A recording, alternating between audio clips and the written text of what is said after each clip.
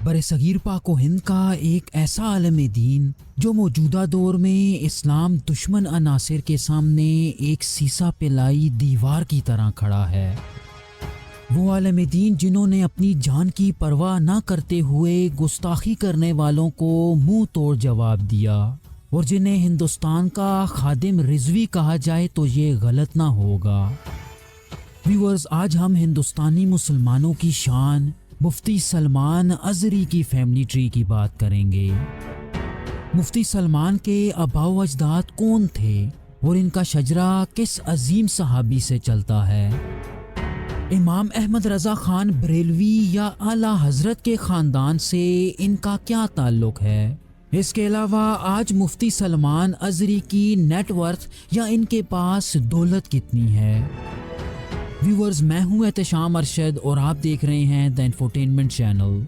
Viewers, مفتی سلمان ازہری عربوں کے مشہور صدیقی خاندان سے تعلق رکھتے ہیں، تو اس خاندان کا شجرہ سمجھنے کے لیے ہمیں قریش کے ایک مشہور سردار مرہ ابن کعب پہ جانا پڑے گا، جو 4 صدی عیسوی میں عربوں کے بہت بڑے سردار مانے جاتے تھے۔ ان کی جو بات انہیں دوسرے قریش سرداروں سے منفرد کرتی ہے وہ یہ کہ آپ نبی پاک صلی اللہ علیہ وآلہ وسلم کے چاروں گرینڈ پیرنٹس یعنی آپ صلی اللہ علیہ وآلہ وسلم کے دادا، دادی، نانا اور نانی چاروں کے کامن اینسیسٹر تھے۔ اس کے ساتھ ساتھ ان کی اولاد سے قریش کے 3 بڑے قبیلے وجود میں آئے۔ ان کے سب سے بڑے بیٹے یکازا کی نسل سے بنو مخزوم قبیلہ وجود میں آیا، جس سے مسلمانوں کے لیے 100 سے زیادہ جنگیں جیتنے والے اللہ کی تلوار حضرت خالد بن ولید رضی اللہ تعالیٰ عنہ تعلق رکھتے تھے۔ اس کے علاوہ مسلمانوں کا سب سے بڑا دشمن ابو جہل بھی اسی قبیلے سے تعلق رکھتا تھا۔ اسی طرح مرہ ابن کعب کے ایک دوسرے بیٹے کیلاب سے نبی پاک صلی اللہ علیہ وآلہ وسلم کے خاندان بنو ہاشم کا جنم ہوا۔ جہاں تک صدیقی خاندان کی بات ہے تو اس خاندان کا شجرہ مرہ ابن کعب کے بیٹے تیم سے چلتا ہے، جو قبیلہ بنو تیم کے جد امجد بھی مانے جاتے ہیں۔ ویورز، عربوں کی تاریخ میں آپ وہ واحد سردار تھے جن کی نسل سے 2 عشرہ مبشرہ صحابی تعلق رکھتے تھے، جن کے نام حضرت ابو بکر صدیق رضی اللہ تعالیٰ عنہ اور حضرت طلحہ ابن عبید اللہ رضی اللہ تعالیٰ عنہ تھا۔ ویورز، بنو تیم قبیلہ ان گنے چنے قریش قبیلوں میں شامل تھا جسے قریش البتہ میں شامل کیا جاتا تھا۔ یہ وہ قبیلے تھے جو خانہ کعبہ کے مضافات میں آباد تھے۔ یہاں آپ کو یہ بھی بتاتے چلیں کہ موجودہ دور میں انڈیا، پاکستان اور بنگلہ دیش میں بسنے والا سہروردی خاندان بھی بنو تیم سے ہی تعلق رکھتا ہے۔ تیم بن مرہ سے چند نسلیں آگے عثمان ابو قحافہ آتے ہیں، جو مسلمانوں کے پہلے خلیفہ راشد حضرت ابو بکر صدیق رضی اللہ تعالیٰ عنہ کے والد تھے۔ آپ حضرت ابو بکر صدیق رضی اللہ تعالیٰ عنہ کے اسلام لانے کے سخت خلاف تھے، اور فتح مکہ سے پہلے آپ ہر محاذ پہ نبی پاک صلی اللہ علیہ وآلہ وسلم کے خلاف کھڑے رہے، لیکن فتح مکہ کے وقت آپ نے اسلام قبول کر لیا۔ ویورز، شیعہ مکتب فکر میں ابو قحافہ کو بہت اونچا مقام دیا جاتا ہے، کیونکہ ان کا یہ ماننا ہے کہ انہوں نے اپنے بیٹے کی خلافت کی حمایت نہ کی تھی، جبکہ اس کے برعکس سنی یہ مانتے ہیں کہ ابو قحافہ اپنے بیٹے کی خلافت کے واضح حامی تھے۔ جہاں تک ان کی اولاد کی بات ہے تو انہوں نے کل 2 شادیاں کی، جن سے ان کے کل 6 بچے پیدا ہوئے۔ مفتی سلمان ازہری کا شجرہ ان کے سب سے اہم بیٹے حضرت ابو بکر صدیق رضی اللہ تعالیٰ عنہ سے چلتا ہے۔ آپ رضی اللہ تعالیٰ عنہ نبی پاک صلی اللہ علیہ وآلہ وسلم کے انتہائی قریبی دوست اور سسر تھے، اور ان گنے چنے لوگوں میں شامل تھے جنہوں نے سب سے پہلے اسلام قبول کیا۔ لیکن ویورز، ان کی خلافت کو لے کے مسلمانوں میں کافی اختلاف پایا جاتا ہے۔ وہ کچھ یوں کہ نبی پاک صلی اللہ علیہ وآلہ وسلم کے وفات پا جانے کے بعد مسلمانوں کے ایک گروپ نے آپ رضی اللہ تعالیٰ عنہ کو اپنا پہلا خلیفہ چن لیا، تاہم مسلمانوں کا ایک دوسرا گروپ حضرت علی ابن ابو طالب رضی اللہ تعالیٰ عنہ کو خلیفہ کے طور پہ دیکھنا چاہتا تھا۔ جو نبی پاک صلی اللہ علیہ وآلہ وسلم کے خاندان بنو ہاشم سے تعلق رکھتے تھے۔ چنانچہ حضرت ابو بکر صدیق رضی اللہ تعالیٰ عنہ کو پہلا خلیفہ ماننے والے سنی کہلائے، جبکہ شیعہ مکتب فکر حضرت علی رضی اللہ تعالیٰ عنہ کو نبی پاک صلی اللہ علیہ وآلہ وسلم کا جانشین اور پہلا خلیفہ راشد مانتے ہیں۔ اگر حضرت ابو بکر صدیق رضی اللہ تعالیٰ عنہ کی اولاد کی بات کی جائے تو آپ نے کل 4 شادیاں کیں، جن سے آپ رضی اللہ تعالیٰ عنہ کے 3 بیٹے اور 3 بیٹیاں پیدا ہوئیں۔ آپ کی بیٹیوں میں سب سے اہم ام المؤمنین حضرت عائشہ صدیقہ رضی اللہ تعالیٰ عنہ تھیں، جن کی شادی نبی پاک صلی اللہ علیہ وآلہ وسلم سے ہوئی۔ اسی طرح آپ کی سب سے بڑی بیٹی حضرت اسماء رضی اللہ تعالیٰ عنہ کے بارے میں آتا ہے کہ آپ ہجرت مدینہ کے وقت غار ثور میں نبی پاک صلی اللہ علیہ وآلہ وسلم اور حضرت ابو بکر صدیق رضی اللہ تعالیٰ عنہ کے لیے کھانا لایا کرتی تھیں۔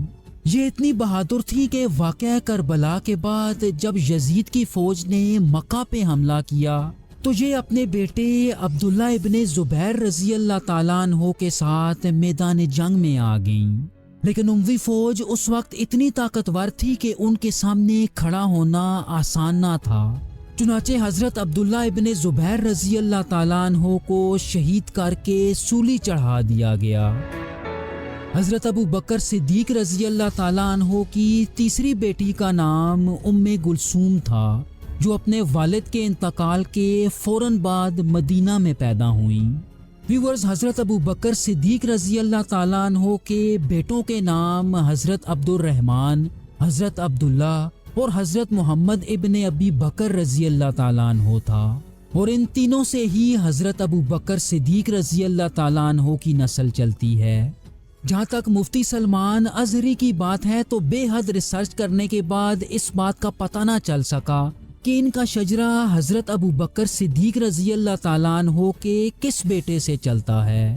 چنانچہ اس شجرے میں چند نسلیں آگے آئیں تو حسن رازوی آتے ہیں، جو مفتی سلمان ازہری کے دادا تھے۔ ویورز، جیسا کہ آپ سکرین پہ دیکھ سکتے ہیں کہ مفتی سلمان کے شجرے میں ان کے یہ تمام آباء و اجداد عالم تھے۔ ان لوگوں نے اپنی پوری زندگیاں دین اسلام کی خدمت میں صرف کر دیں۔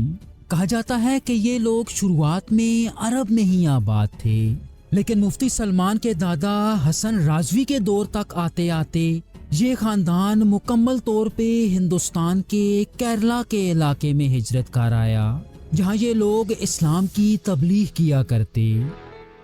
حضرت حسن بھی اپنے آباء و اجداد کی طرح ایک مشہور عالم دین تھے، جنہوں نے کیرلا میں رہتے ہوئے دین اسلام کی تبلیغ جاری رکھی، لیکن اپنی اس تبلیغ کا دائرہ بڑھانے کے لیے یہ کیرلا اسٹیٹ سے ہجرت کر گئے اور کرناٹک کے ہبلی شہر کے ایک قصبے تڑس میں آ گئے۔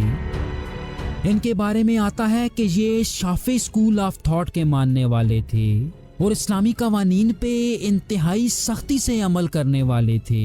ان کی بیوی یعنی مفتی سلمان کی دادی بھی شافعی مکتب فکر سے تعلق رکھتی تھی اور ایک بہت بڑی عالمہ بھی تھی۔ تڑس میں رہتے ہوئے ان کے ایک بیٹے محمد ابن حسن پیدا ہوئے، جو مفتی سلمان ازہری کے والد تھے۔ ان کے بارے میں آتا ہے کہ انہوں نے اپنی بنیادی تعلیم اپنے والد سے ہی حاصل کی، لیکن ان کی یہ خواہش تھی کہ یہ پڑھنے کے لیے کہیں باہر جائیں۔ چنانچہ ان کے والد نے ان کے ایک استاد مولانا تقی الدین کے ساتھ راجستھان کے ایک دارالعلوم میں بھیج دیا۔ کہا جاتا ہے کہ کچھ عرصہ وہاں رہنے کے بعد ان کے استاد انہیں وہاں چھوڑ کے چلے گئے اور پھر کبھی واپس نہ آئے۔ چنانچہ آپ مزید تعلیم حاصل کرنے کے لیے جامعہ اشرفیہ اتر پردیش میں آ گئے اور وہاں کے پرنسپل حافظ ملت مولانا عبدالعزیز رحمۃ اللہ علیہ سے بیعت کر لی۔ تقریباً 6 سال تک اتر پردیش میں حافظ ملت کی صحبت میں رہنے کے بعد آپ بریلی شریف ہجرت کر آئے اور مفتی اعظم ہند حضرت مصطفیٰ رضا خان سے بیعت کر لی، جو بریلوی مکتب فکر کے جد امجد امام احمد رضا خان بریلوی کے بیٹے تھے۔ ویورز، یہ بیعت کرنے کے بعد آپ اپنے آبائی علاقے کرناٹک میں واپس آ گئے کہا جاتا ہے کہ آپ ان وقتوں میں جنوبی ہند کے پورے علاقے کے پہلے مصباحی عالم تھے۔ آپ کی شادی کرناٹک میں ام الخیر نامی خاتون سے ہوئی، جن کے بارے میں بتایا جاتا ہے کہ آپ ایک اسلامی اسکالر اور ایک ٹیچر تھیں۔ ان سے محمد ابن حسن کے 2 اہم بیٹے پیدا ہوئے۔ آپ کے بڑے بیٹے کا نام مفتی زبیر مصباحی ہے، جو موجودہ دور کے ایک مشہور عالم دین مانے جاتے ہیں۔ آپ اپنے خاندان کے ساتھ ممبئی میں رہتے ہیں اور اپنے چھوٹے بھائی مفتی سلمان کے ساتھ ایک چٹان کی طرح کھڑے رہتے ہیں۔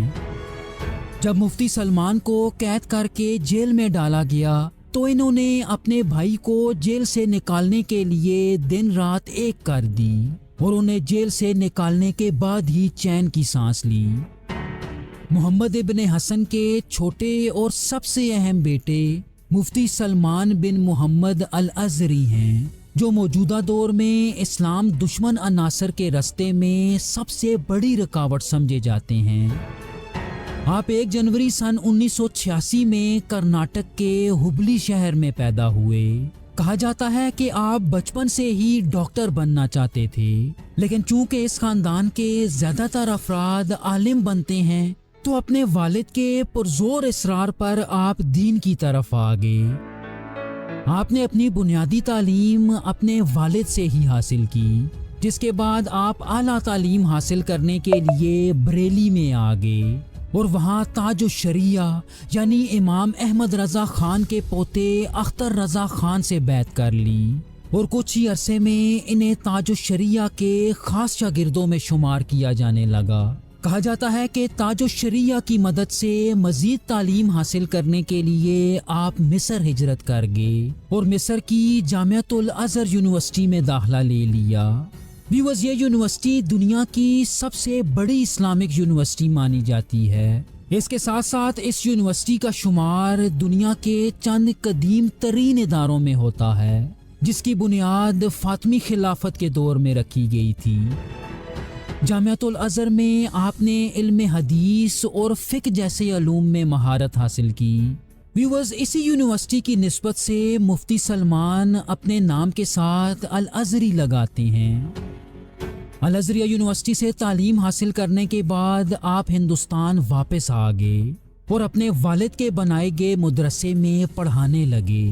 کچھ ہی عرصے میں آپ کی شہرت پوری دنیا میں پھیل گئی کہ جب آپ نبی پاک صلی اللہ علیہ وآلہ وسلم کی شان میں گستاخی کرنے والے ایک پجاری نرسنگ انند کو ایک چیلنج کر دیا، لیکن یہ چیلنج کوئی ڈیبیٹ یا مناظرے کا نہ تھا، بلکہ ایک مبالغے کا چیلنج تھا جس میں ان دونوں اشخاص کو آگ میں جانا تھا۔ نرسنگ انند نے یہ چیلنج قبول تو کر لیا، لیکن مبالغے کے دن وہ غائب ہو گیا اور مفتی سلمان یہ چیلنج ایک طرح سے جیت گئے۔ ویورز، مفتی صاحب کی دبنگ تقاریر کو بنیاد بناتے ہوئے انہیں کئی دفعہ جیل میں ڈالا گیا اور آپ تقریباً 8 ماہ کی قید بھی کاٹ چکے ہیں۔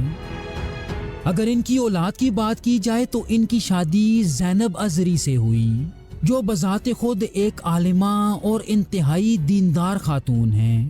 ان سے مفتی سلمان کے ایک بیٹے اور 2 بیٹیاں پیدا ہوئیں۔